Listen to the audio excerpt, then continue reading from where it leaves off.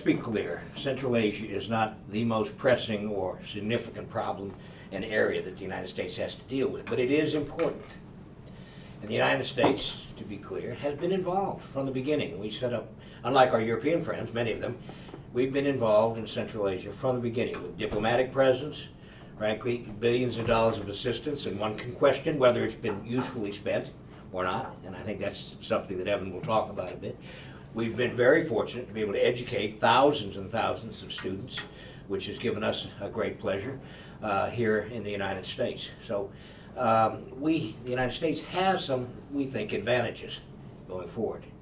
Now, we view that the United States' objectives in the region are few and readily understandable. Well, first of all, it's to continue to maintain the independence and sovereignty of the states of the region.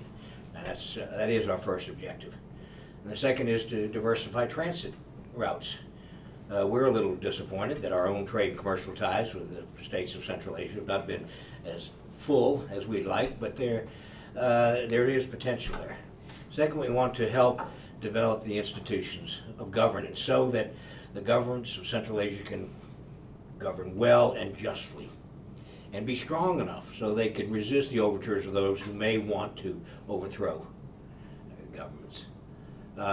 So we don't have a wide list of objectives in the region. We've got one other, and that is to relieve the landlocked nature of Central Asian states. And it is the case that prior to the 17th century, when things moved by land, that the Silk Road was so named because of the central location that the Central Asian nation, or Central Asia, occupied in the trade routes east to west. And then, of course, maritime commerce took over and became cheaper than land travel, and we've had the situation where landlocked nations have not benefited from the global economy in the ways we want. So that's, in our view, the fourth and last objective of the United States. I started off by saying some of the things that have been accomplished, such as we're maintaining independence, developing foreign relations and foreign policy, joining international institutions. But to be clear, what we saw last year in Jalalabad and Osh indicates that some of these situations are fragile. There are still ethnic clan tensions that exist. And as we've seen in the Middle East, things can change very rapidly. So having said all that, I'm going to turn it over to my friend Evan Feigenbaum with great gratitude for your efforts here. And I want to thank all of you for coming to join us today. Our hope is that this will blast out after this, not only to our colleagues in the State Department and the Defense Department, but to think tanks and people who are interested around the world. Maybe we can get a little discussion. We don't pretend to have all the wisdom. We don't pretend that at all. But we do know that the beginning of wisdom is understanding, and we're trying to understand the hopes and aspirations of the Central Asian Republic. So, Evan, thank you very much. I'll turn it over to you, and thank you, ladies and gentlemen. First, on why I think the report is hopefully interesting and maybe a little bit newsworthy. Second, I just want to reinforce something that Mr. Armitage said about American interests in the region. And third, let me say something operationally about how the United States, as we see it, needs to adapt to some of the constraints that have encumbered American policy over 20 years. So first on why I hope you'll find it interesting and important.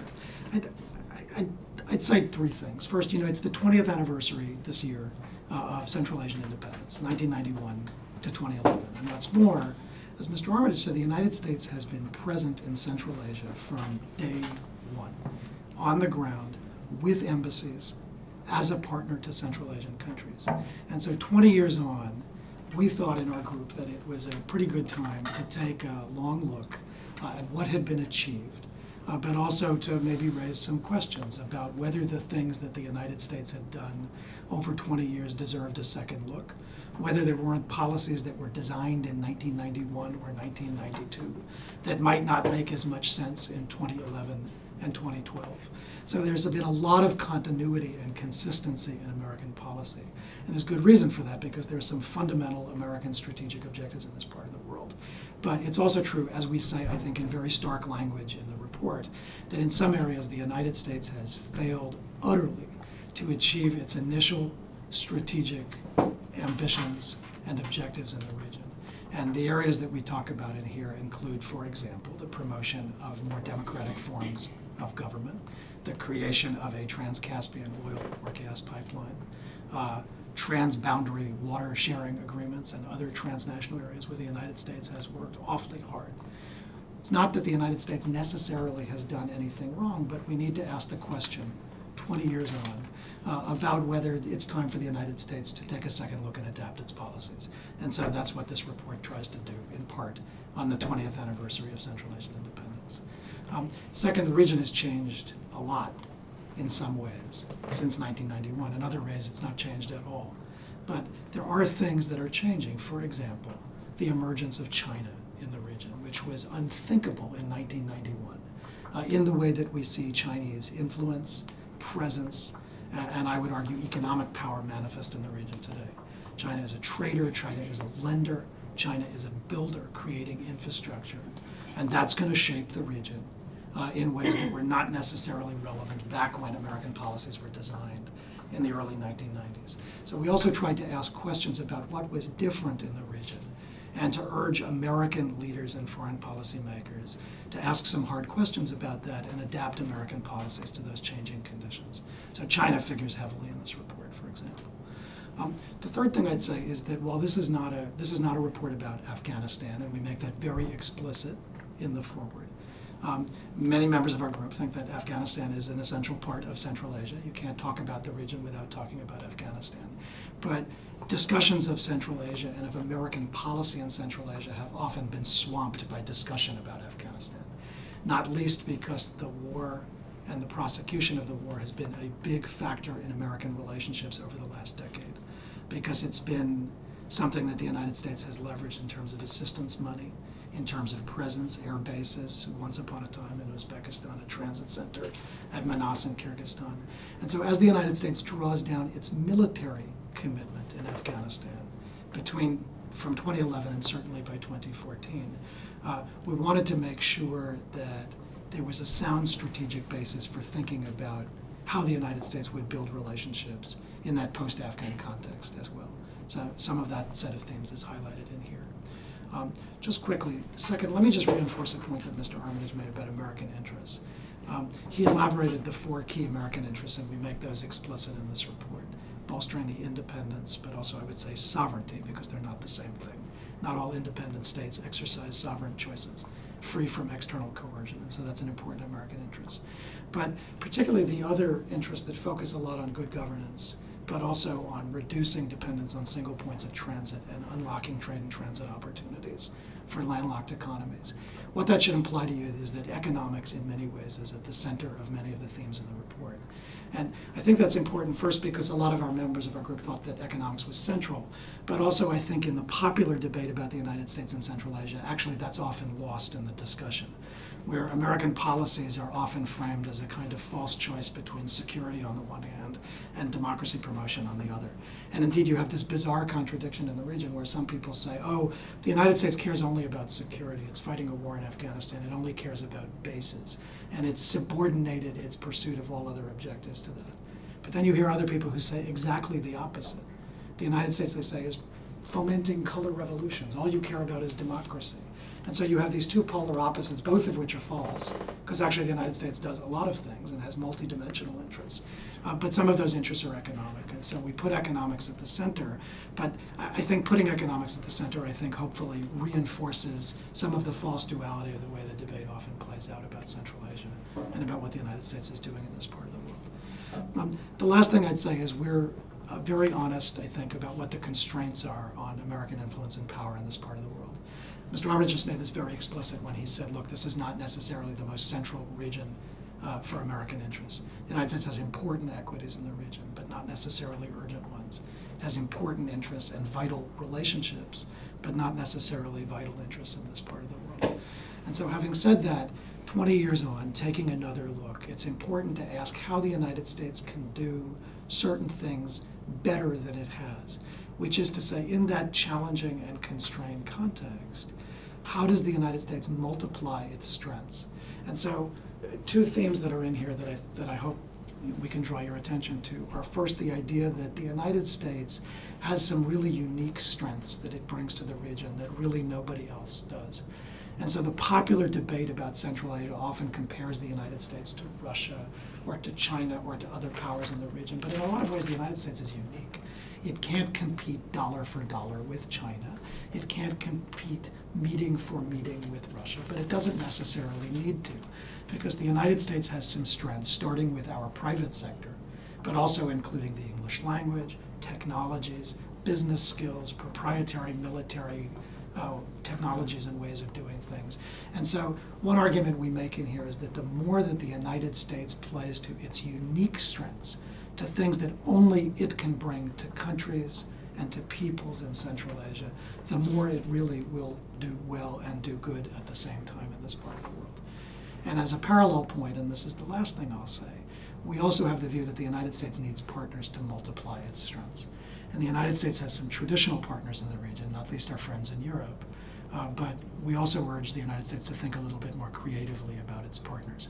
Countries like Japan, like South Korea, like India, countries that really were not central, as I said, to the way the United States thought about the region in 1991, but that we think ought to be a little bit more central to American thinking. A country like Japan has interests in this part of the world, but it also has a multidimensional approach. It has foreign policy objectives, it does trade, it does project finance, it does foreign assistance. Those are the kinds of partnerships that are robust and multidimensional with other, maybe less traditional partners that we think the United States hasn't paid enough attention to, and that it ought to pay more. So Japan, South Korea, India, but also I would add the private sector, because what we do in public-private partnerships really multiplies the strengths that the United States brings, simply acting as a government. And so we talk in here about some concrete ways to do that. And the United States has done some of that in recent years, but in our view could do a lot more of it. So I hope you'll read it closely, carefully, quote from it, and hope you find it interesting and as timely as we did in preparing the report. So why don't I stop there, and we can have a discussion about it. Start off on a broad point. Can you identify Sure, yourself? I'm Sean Tan, and I'm with the AFP News Agency. How much of this, when you talk about U.S. interests in Central Asia, how much of this is predicated on other countries and other situations? It seems that lots of the focus is on, you mentioned Afghanistan, that shouldn't be all focused on that, but you mentioned that that's a way of thinking that sometimes we get wrapped up in Afghanistan. Also, there's the issue of China's presence, the issue of Russia's historic influence there. How much of what you're saying is a question of either decreasing the influence of Russia or China, or decreasing the attachment that this has to the Afghanistan situation? How much does the U.S. have interest otherwise, as it doesn't relate to other powers? Well, I think, to be candid, that there's a nasty habit that people have in this country of talking about Central Asia as if Central Asians didn't exist. You know, when I was in government with Mr. Armitage, he used to use this phrase about another region, that we shouldn't play basketball over the heads of the countries in the region. And I think that's particularly true of Central Asia. And so we say very explicitly in this report that Central Asians have to be the subject and not the object of American approaches to this region, and that Americans have to put Central Asians really at the center. So the answer to your question is that from the standpoint of our group, we have to avoid playing basketball over the heads of the countries in the region. They have to be the subject, and they have to be at the center. Now, we also say, and there's a section on guidelines for American policy, that's the first guideline. The second is we shouldn't be naive either and pretend that competition among outside powers doesn't exist. But the point is that the United States is most useful to Central Asians and does best in Central Asia when it thinks about how to leverage its own strengths in support of its own objectives in the region, and not simply making its objectives in the region derivative of some kind of competition that it may or may not have with other powers. So we're quite explicit about that, and I think that's a very important message for Central Asians. It's also why these metaphors like the Great Game are a little bit silly, I think. First, because the Great Game wasn't about Central Asia, it was about India. Let's not forget. People forget that. But second, because it's frankly insulting, and it's also inaccurate. And we say that in here too. It's insulting because it reduces Central Asians to being the passive receptacles of the wily strategies of outside powers. And that's insulting. But second, it's also inaccurate because the reality has often been the reverse. A lot of Central Asian countries actually have been quite skillful at creating a balance of power among outside powers that has enabled them to maximize their own independence. And the United States, as a distant power with no long history in this region, and certainly no colonial history in this region, plays a special role, I think, in that regard for Central Asians. Please. American Russian Service, Voice of America. You say that it's time to revise the policies that were set in 1991, 1992. Wasn't there a revision in the meantime? What were the main changes in how the United States views Central Asia, given that there were changes in the region? Oh, sure. I mean, there have been big changes, and I'd start with the reorganization of American strategic thinking that led to a bureaucratic reorganization during the Bush administration. You know, the United States has tried to basically put the Asia back into Central Asia. But the question is, how do you get programs and ways of operating to catch up with changes in strategic thinking? And also, I mean, let's be candid, there was some resistance to that set of ideas in the region. I mean, we had Central Asian leaders that said things like, why are you thinking about the region this way? We're European. Well, I once gave a press conference in a Central Asian country, and I was asked this question: who do you think we're more like? Are we like Ukrainians, Russians, and Belarusians, or are we like Bangladeshis, Nepalese, and Sri Lankans? And the answer to that question, which I think is both implicit and explicit in this report, is that's the wrong question to ask. The question is not whether Central Asians are more like them or more like them. Frankly, Central Asia is a region that should be seeking opportunity in every direction on the compass, northwest, east, and south. And so the biggest change in American strategic thinking, to come back to your question, is to try to think in a more multi-directional as well as multi-dimensional way about the region. And that's what this reorganization was. However, I think all of the members of our group would argue that in many areas, programs and emphases and rhetoric have not caught up to some of those changes. And I mentioned the role of China because I think the United States hasn't really caught up in its strategic thinking to just how big a factor China is going to be in this part of the world. And that's particularly true in terms of something like money. China is a builder, but China is also a lender. And the issue isn't the way China lends. It's not what China's money is buying. Right? Central Asia could stand to use a lot more infrastructure.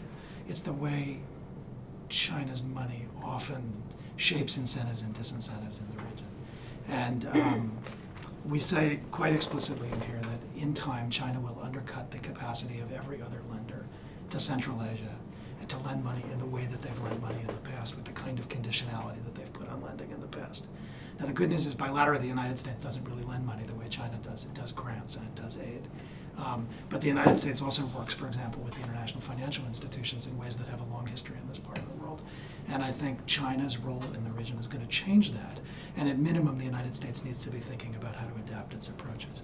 The other areas that we cite in here are, for instance, the promotion of political reform and democratic institutions. And I think it's not a secret that a lot of programs were designed back in the 1990s, and they were designed in a very comprehensive way.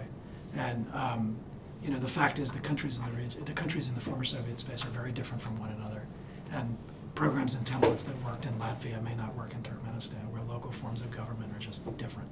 And so the United States has done some of that thinking in program design, but we think could do a lot more of it. It's just time to ask some questions, is what we think, and maybe do a lessons learned review. But that's not to imply that nothing has changed. Now, Bukhari Mamova from the Voice of America, Uzbek Service. You said that the countries are different, you know, but in Central Asia itself, you have 5 countries who all want to be viewed differently. And one of the typical criticisms you hear in the region is that, wow, I mean, they can't really use this uniform policy toward us. Uzbeks want to be viewed differently, Tajiks want to be viewed differently, and Kazakhstan actually doesn't even consider itself a Central Asian country anymore. They want to, they define themselves as Eurasian. When you say that U.S. should put Central Asians themselves at the center of its policy, what do you really mean? Words matter, and I think word choice is important. And we say in here that the United States needs a regional strategy. We don't say the United States needs a uniform strategy. There's a difference between uniform and regional. And a regional strategy doesn't mean that you don't recognize the diversity among the countries themselves. So the United States needs to do certain things bilaterally that account for the diversity in the region. And indeed, the Obama administration has created a set of 5 bilateral consultations, and that's great. That's terrific. But 5 separate bilateral approaches don't help Central Asians get around the fundamental problems that have handicapped this region, particularly economically. And as I said, we put economics at the center of this thing. The experience of economic development in a lot of parts of the world is that countries do better through integrated trade and transit arrangements than when they don't have them. This is not news. This is not new. Everybody knows this. But the track record on this in Central Asia is terrible. And indeed, the post-Soviet space is littered with this alphabet soup of organizations, SCO, CSTO, Eurosec, Guam, that have really not had a lot of success in promoting cooperation. So we are not so arrogant to think that the United States can compel cooperation. But we do think that it's a truism that without some degree of regional integration and cooperation, and by regional integration, I don't just mean among Central Asians, I mean linking Central Asia back to the global economy, that the region in time will not succeed. And then there's plenty of economic data and historical rationale and comparative evidence from other regions to show why that's the case. Now, merely saying that isn't enough, but that's why the United States can't just have 5 separate bilateral strategies. Now, we need to be humble about that, and we say that in this report too, that in fact Central Asians often have been less enthusiastic about a lot of this stuff than the United States. And so American enthusiasms can get the better of us sometimes. But that doesn't mean that that can't be an important pillar of American strategy. So I think the United States can't have a uniform, you used the word uniform, the United States can't have a uniform approach to Central Asia, but it does need a regional approach to Central Asia that both countervails and parallels what we do bilaterally in the region.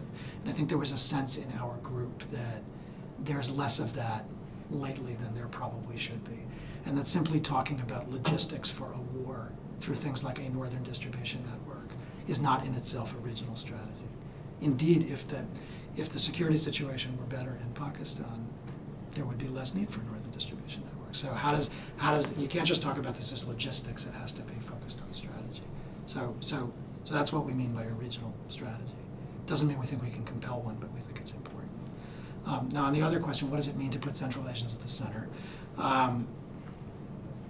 Not to be trite about it, but it means not ceding privileged spheres of influence to outside powers in rhetoric or in substance.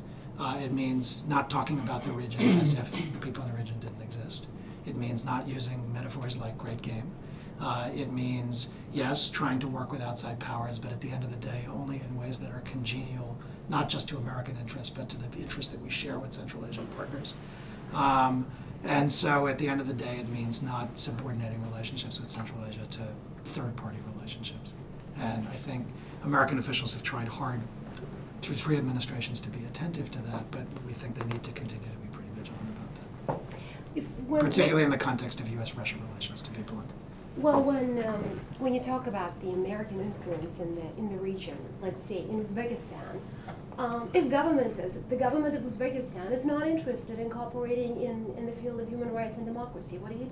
They say, well, thank you for your exchange programs, we don't need them, we want investment from you. To be honest, we have a lot of history with that. And I have a lot of personal history with that. I'm sure you remember. I have a lot of personal history with that because I think there are governments in the region, I won't name them, that would prefer not to have a multi-dimensional relationship with the United States, that would like to pick and choose to do health but not education because education is more threatening in their eyes, to focus on security cooperation but not on political reform. And I think the United States has to be realistic, and we have to be realistic, and I think Randy would agree with me that everybody in our group is realistic about this. We don't expect that every basket of cooperation is going to proceed at the same pace. I personally, when I used to work on Central Asia in the State Department, I never expected that with a country like Uzbekistan, that cooperation on democracy and political development would move at the same pace or with the same scope as cooperation in other baskets. But that doesn't mean countries can opt out. The United States doesn't have a one-dimensional policy, and so we can't have one-dimensional relationships. So one of our guidelines in here is that the United States needs to have a multi-dimensional relationship. And if that means that we have to ask governments in the region to pick at least one area to cooperate with us on in every conceivable basket, then that's something that the United States necessarily has to do. We don't have a human rights policy. We don't have a defense policy. We don't have an economic policy, or at least we shouldn't. We have a foreign policy of which all of these are extremely important and integral components. And so the United States really doesn't have the luxury of doing one or two-dimensional relationships. And in its contacts with Central Asian partners, it needs to be clear that they understand that. And that can be a very tough slog, as it has been with a country like Uzbekistan, particularly in the period after 2005. But I think actually the administration is beginning to get some traction on that, and that's good. Earlier, you referred to some of the unique things that America offers that others may not be offering.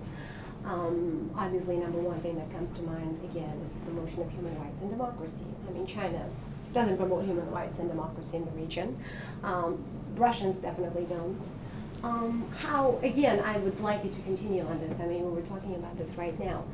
How do you offer that uniqueness?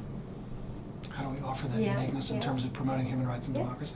I mean, right now, let's say Central Asia, again, specifically Uzbekistan, if we wanted to talk about it, lives in an information vacuum. That's right. The only information they get about American policies, the only source may be the Voice of America in Russian and Uzbek, Radio Liberty, and BBC, and 3 broadcasters are heavily jammed and blocked, and our websites are banned. America doesn't have any information presence in the region. Well, I know, and we make that point in the report. We also make a point about Russian language media. So how do you communicate with the people? I mean, right now what we hear a lot in Washington is that people's aspirations, people's dreams. How do you get to know what they're dreaming about? What are their aspirations? What do ordinary people in the region want? Well, to be honest, I think you may be asking too much of the United States. I mean, we're making Well, foreign policy no, here, we're but- not but- necessarily. No, but still, But- I mean, you are saying that but- you have to take all those things into account Okay. when you come up with a foreign policy. That's right. So we have a foreign policy of which human rights is one important component. So to answer your very direct question very directly, the United States doesn't have the luxury of a value-free foreign policy, which means even though Central Asian governments have not exactly embraced American enthusiasms in this basket, the United States cannot drop this area entirely from its relationships. And I think Central Asian governments and presidents and leaders understand that very well. And if they don't, they should. But I think 20 years of history on this have made clear that they understand that very well. And so, even for governments that would like to opt out, I don't see them opting out. The second thing is, I think, from our group standpoint, empty rhetoric is not enough. At the end of the day, the United States can't compel change. We're not trying to impose American models on anybody. But the point is that there are things the United States can do even in this basket, and we talk about this a little bit through programs, through presence. And maybe we need to think about this more broadly than just human rights. It's not just about human rights, although that's important. It's also about governance and creating the conditions for greater openness. And by openness, I mean openness in every dimension. Openness to educational opportunities, openness to travel, openness to trade, openness to express your views. So there will be a human rights dimension, but that's not enough. And you may notice in here that the title of that section is not human rights, it is governance. If I'm not mistaken, it's governance.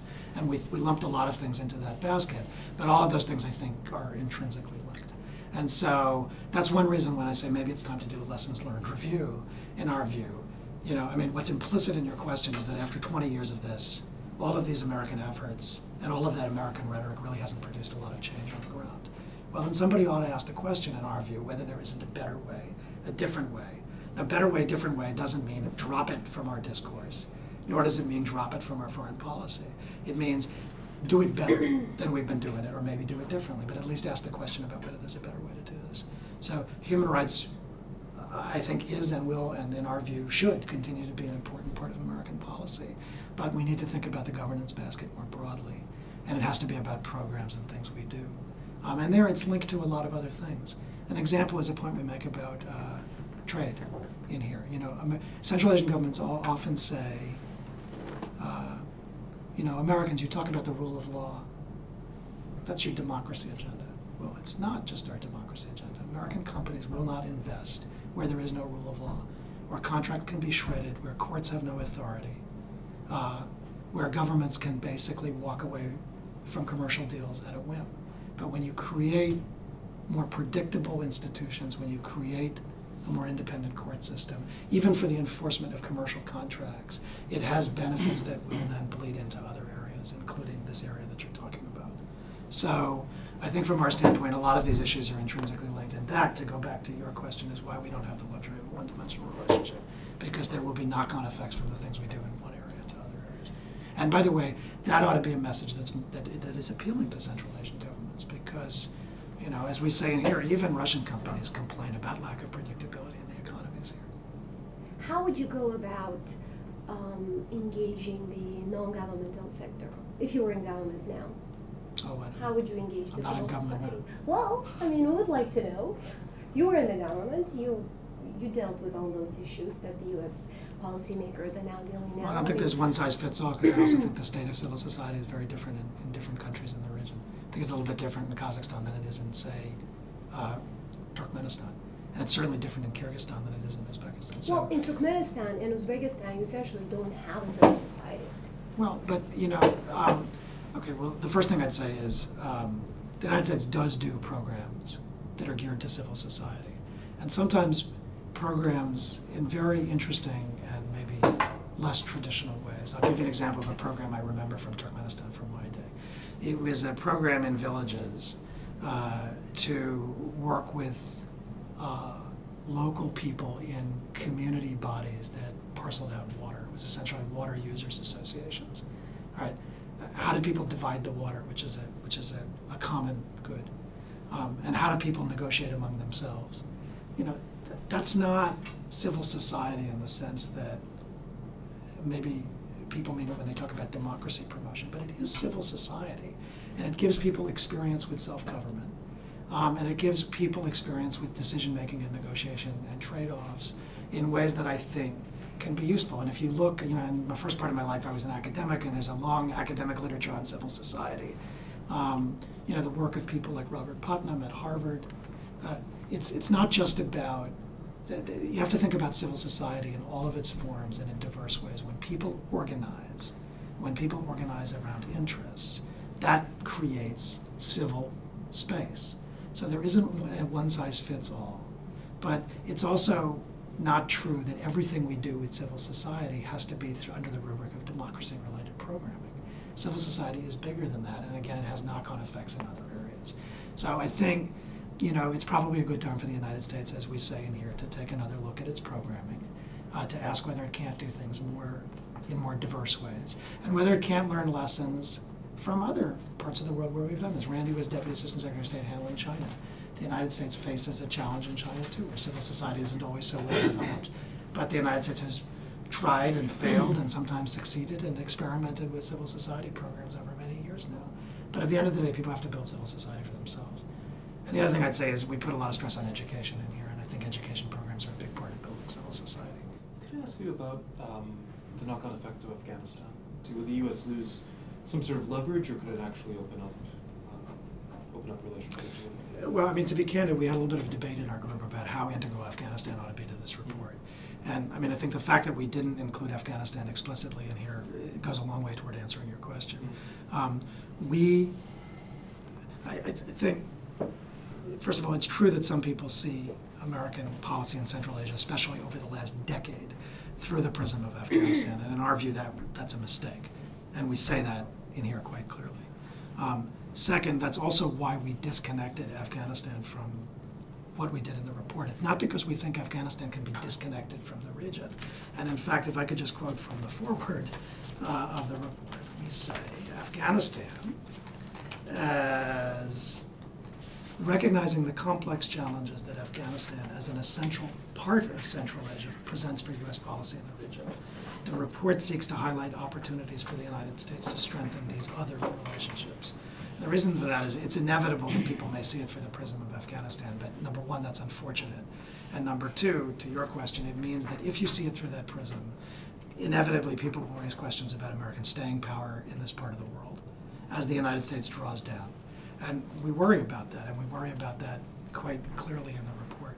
So people will raise questions about American staying power and American commitment, but that's all the more reason to try to treat these other relationships on the merits, to articulate a set of American interests that are not, to go back to Erica's point, simply derivative of third-party interests or third-party agendas, but that are really focused on the countries themselves.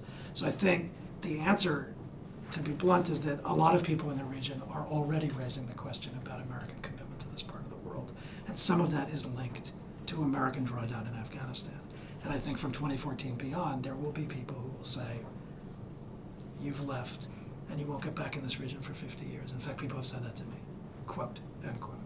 But we think that's a mistaken way to think about it. We think there are a lot of good reasons why the United States ought to be present in this part of the world. And so we try to lay those out in the report in a way that's not derivative. Okay? So questions will be raised, but we try to provide some answers in here. The first is, I think, as you'll see in here, we find some things puzzling about the lack of cooperation and coordination between the United States and China. For instance, there are only two members of the World Trade Organization in Central Asia right now. One is the Kyrgyz Republic, and the other is China. So should China, if I may ask rhetorically, not be promoting WTO-compatible trade regime standards and technical arrangements? And should the United States and China, as fellow members of the WTO, not be coordinating on that? They are not. So we found, as you'll see in here, it puzzling that the United States and China don't cooperate more on things that really look like they are shared interests, but where we don't have complementary policies. So the first thing is the United States ought to be asking China some questions about how we turn common interests into complementary policies. The second thing is, what I hope also comes out in this report, is that we think China has some choices to make going forward in terms of the trajectory of its own foreign policy. You know, China, for instance, is now the #3 shareholder in the World Bank. It is literally a stakeholder in the World Bank. And the way the World Bank lends money around the world is very different than the way China lends money bilaterally around the world. It is a myth that there is no conditionality in Chinese lending. China does conditionality, but the Chinese brand of conditionality, which is usually buy from China or employ Chinese workers, is very different from, let's say, the World Bank's brand of conditionality, which is more along the lines of get your macroeconomic fundamentals right and do the following 3 things in the reform area. So if China is the #3 shareholder in the bank, but China's bilateral lending practices can't easily be reconciled with its stake in institutions that have very different multilateral lending practices, China's going to have to make some choices and decisions about how to reconcile that and eliminate some of those contradictions. Now, the good news is that's not a choice that China really had to face in its foreign policy in the past, because China wasn't really a global player. It didn't have a big stake in a lot of these institutions, although it was present. And so what will be interesting, I think, to watch is how China reconciles these competing strands and makes foreign policy decisions and faces trade-offs that it didn't have to make even 3 years ago.